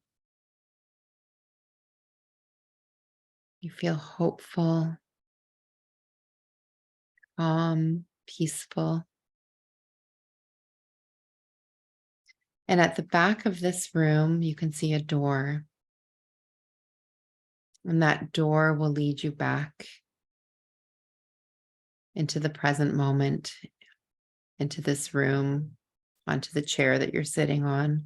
So when you're ready, let yourself walk through that door and come back to the present moment.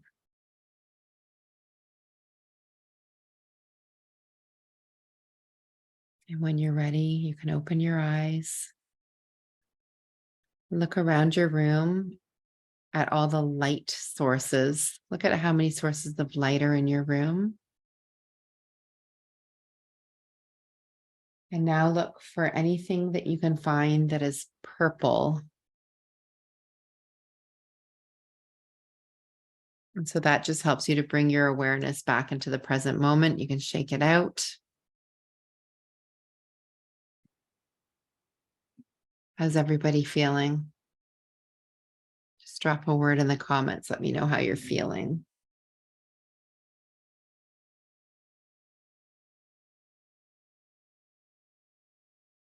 Kind of deepen this work. Tired. Good. Good. Then you'll have a good sleep, Sophie. Oh, wait, no, it's morning for you, isn't it? But I hope that was relaxing. So I'd like you to think back to what your intentions were for the beginning of the call again, and share in the comments what is something that you learned. What is a strategy you're going to try?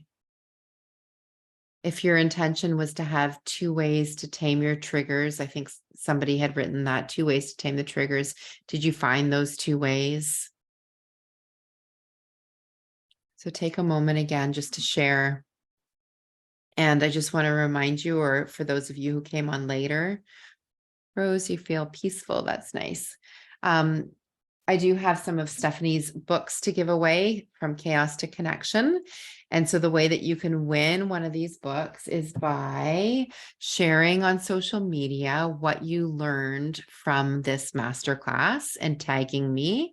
So on Facebook, I'm Laura Dawn, ADHD parent coach. And on Instagram, I'm the ADHD Village. And so there's a few reasons why I want you to share on social media. One is it spreads the word, it spreads the love. This is how people come into my world. They learn from you. You're helping to spread the message so that we can shift the parenting paradigm, so we can shift the way adults treat kids who are triggered and emotional and have neurodiversities. And it helps you to reinforce your learning by putting it into writing, by sharing, by thinking even about how you're going to word it when you put it out there, that you learn things more deeply when you're teaching it to others. Margaret, you shared, take 1 breath for me and 1 for them. Sophie, all I can think about is how much cleaning I need to do now. Find 1 little space, Sophie, that's clean, and focus on how much you love that 1 little space, and also break it into small tasks. So you can break it into tasks by time or by space. And when you've cleaned that space or in that amount of time, celebrate. That will give your brain the hit of dopamine and encourage more cleaning to happen.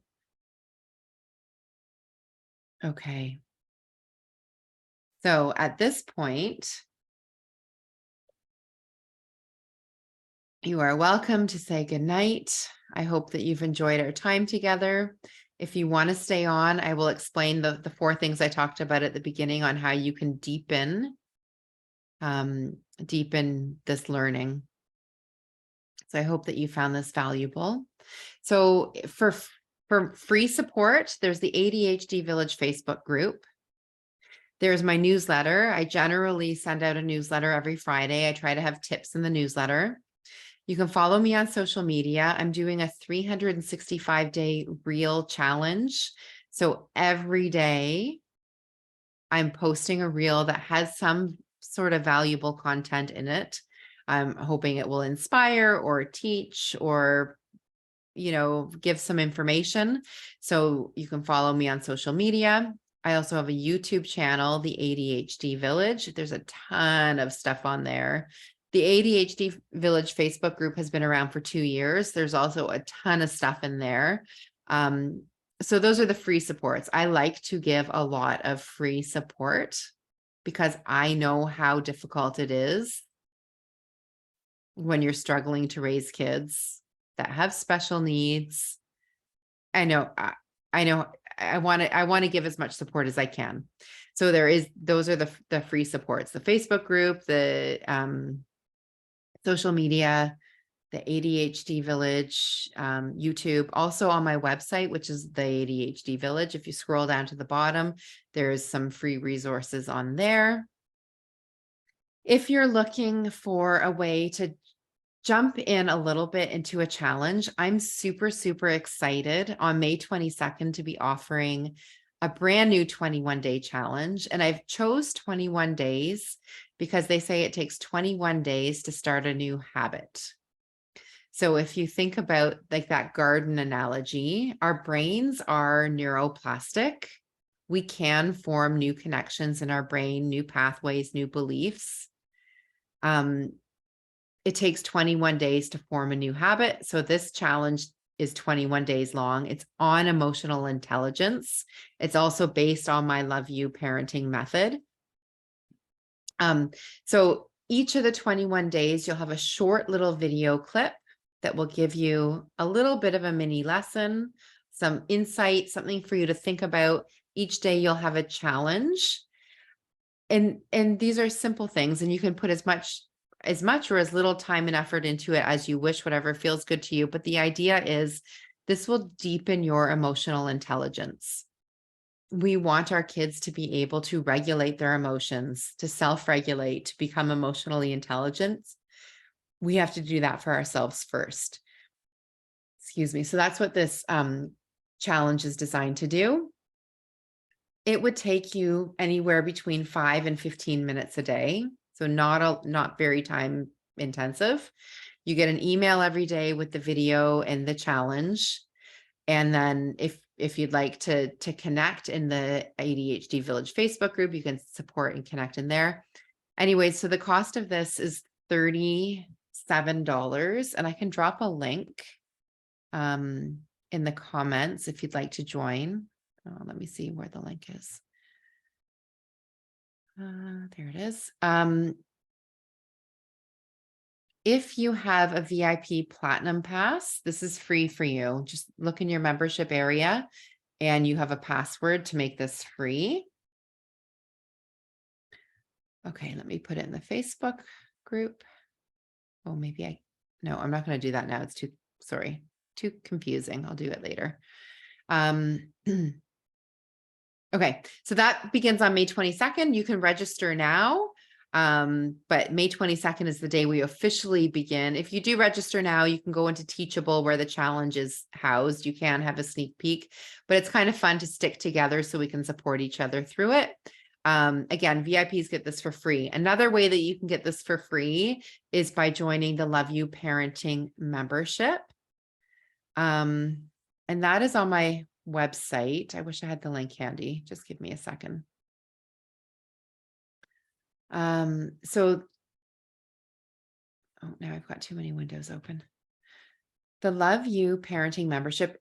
Actually, who here is in the Love You Parenting membership? Maybe just drop a little me in the comments if you're in the Love You Parenting membership. I am in love with the Love You Parenting membership. We celebrate together. We have creative ways to learn life's lessons together. It is a place where you can ask questions and I will get back to you. So the ADHD Village now has like 3,500 people in it, which is fantastic. And I also love the support in the village from each other. Like, I don't feel like I need to be the one answering everybody's questions because there's other people who will answer your questions. Like if you post a question in the ADHD Village, other parents are in there. There's therapists, there's coaches, there's all sorts of different people in that group who will answer your questions for you, which is great. But if you ask a question in the Love You membership, then I will answer it for sure. Either, commenting through texting, or maybe I'll address it on one of our calls together, or maybe I'll go in and do a live and address that for you. So I've just dropped the link in Zoom and Facebook for the Love You membership. So you can click on the link and check it out and see everything that's included in it. When you join now, you will get the 21-day emotional intelligence challenge included. So if you want to do the challenge, it's worth it to sign up for the membership because it's cheaper. You can cancel the membership at any time. You don't need to make a commitment for a certain amount of whatever. You can cancel at any time. And also inside the membership area, there's like a library full of resources. So the workshop, like this one here, it will be taken off of my Facebook group and it will be just housed in the library in the Love You Parenting membership. Also inside the membership is the Love You Parenting Intensive course, which I taught with Sarah Nikorek this past winter.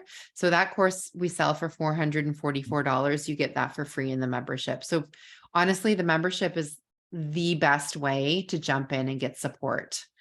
I see your hand up, Agnes. Do you have a question?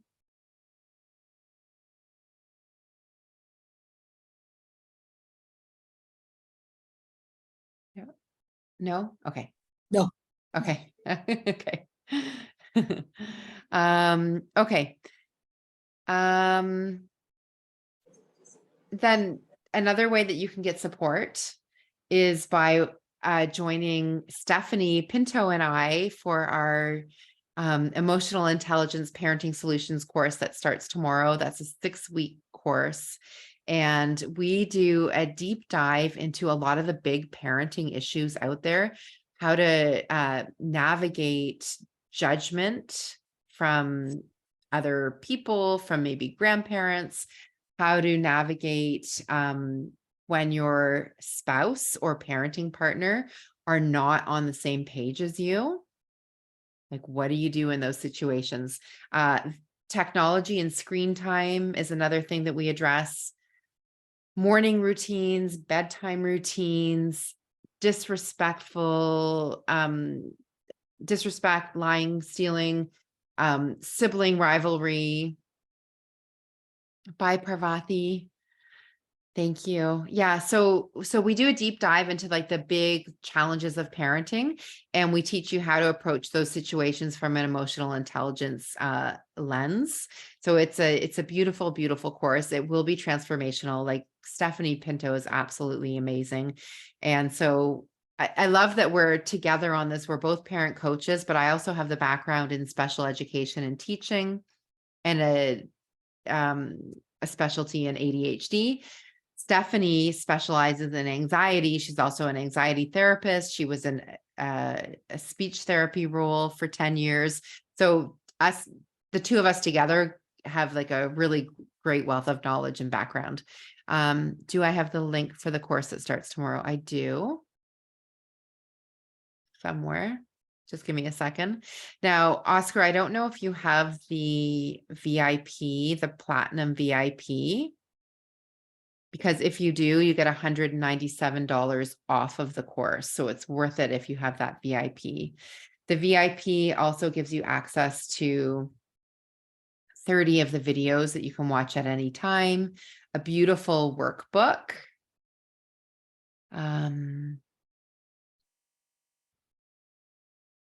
A resource list from all the speakers. Sorry, Oscar, I'm trying to look for that link.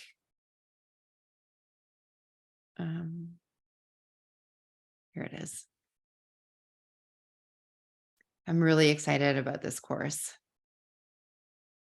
Yeah,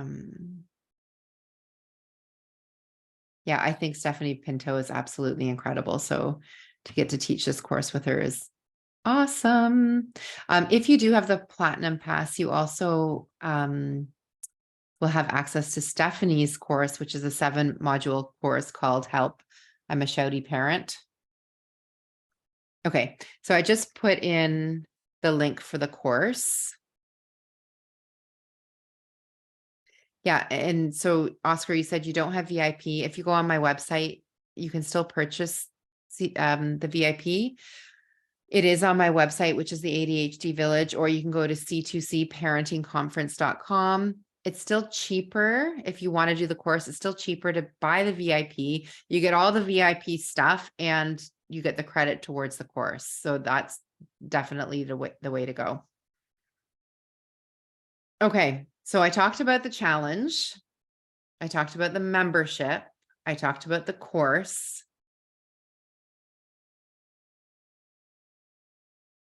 Now, the fourth thing that I wanted to share with you is the ADHD warrior mamas. This is like my creme de la creme. This is my masterpiece. So this has everything in it. And this is the course where we really look at at how your brain is programmed. This is the course where we rip those weeds out. We get rid of the old habits that are not helping you, the old thoughts and beliefs that are not helping you, and we wire in all the good stuff. This is an incredible course. It's not just a course. It's like intense coaching for 1 year. It's you're part of a community with like-minded parents who are on the same path as you are, the same journey as you are. We have our coaching calls on Zoom. Any products that I create, you will have free access to. It is transformational. There's the program. There's knocking at my door. There's the pre-recorded program that you can do at your own pace, as well as the coaching calls that we do together. The mamas who have gone through this program. Oh my goodness. I'm sorry. There's somebody knocking at my door. Just a minute.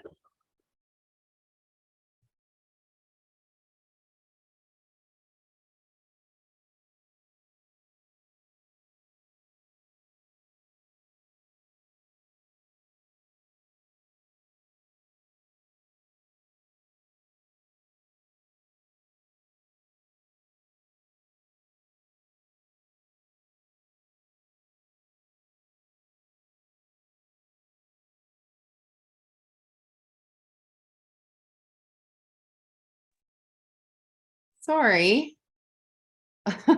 My son was locked out. Okay. So yes, the ADHD Warrior Mama program, this is like an absolutely beautiful program. I do keep the group very small because I want to make sure that everybody in the group has a maximum amount of support. And also it is by application only. So if you are interested in the ADHD Warrior Mama program, the first step is I send you the application form. You let me know why you're interested in, it's just like 3 questions that you answer. And if I think that you're a good fit, then we'll set up a call so we can chat together. And the call is a really nice time to connect too.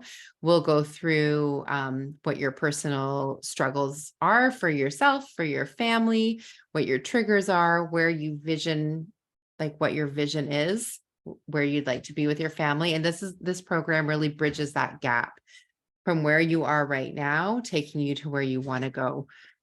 And so it's based on neuroscience, on the parenting research, on my own experience. And it is an incredible space. This is my heart and soul is in this program.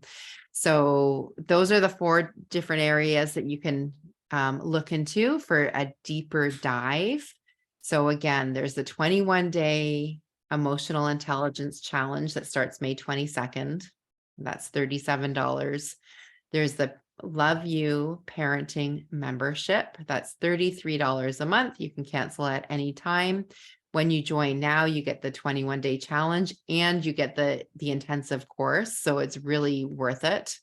There's the course with Stephanie Pinto and I, the Emotional Intelligence Parenting Solutions. And then there's my Warrior Mama program. And I know that's a lot of information thrown at you.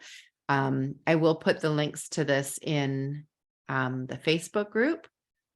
I'll also email out this recording from today along with all the links. So I'll send that to you by email so that you can have a look over and kind of think things over and see what's the best next step for you.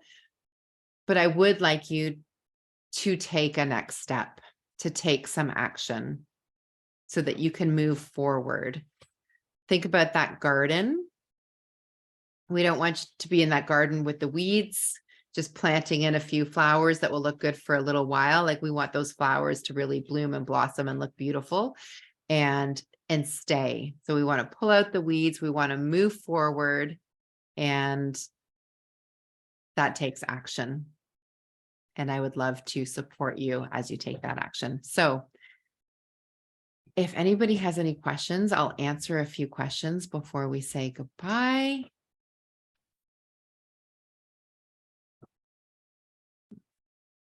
You're welcome, Oscar. Good night.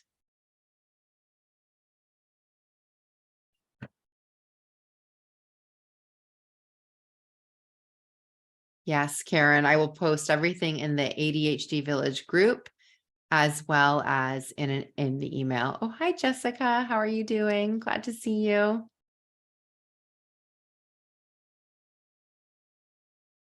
Oh, Agnes, I'm glad that you like that. Thank you.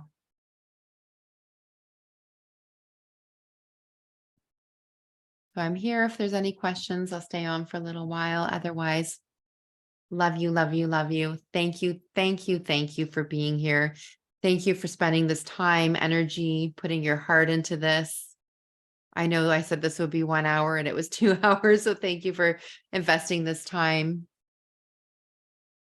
And I look forward to seeing those posts and seeing, share in the Facebook group, the ADHD Village Facebook group, or send me an email. Let me know if you've tried some of these strategies that you learned tonight, and let me know how they went. I'd love to hear from you. You're welcome, Christine. Thank you for being here.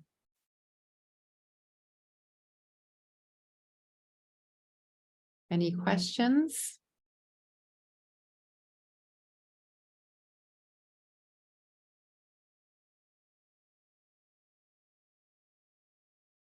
Okay. Well, reach out at any time, and I'm grateful that you are here.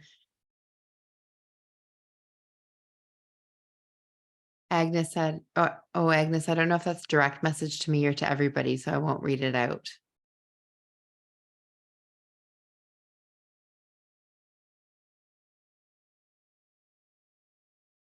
Yeah, you can send me an email or a message if you have any other questions. And thank you again. Good night. Love you. Bye.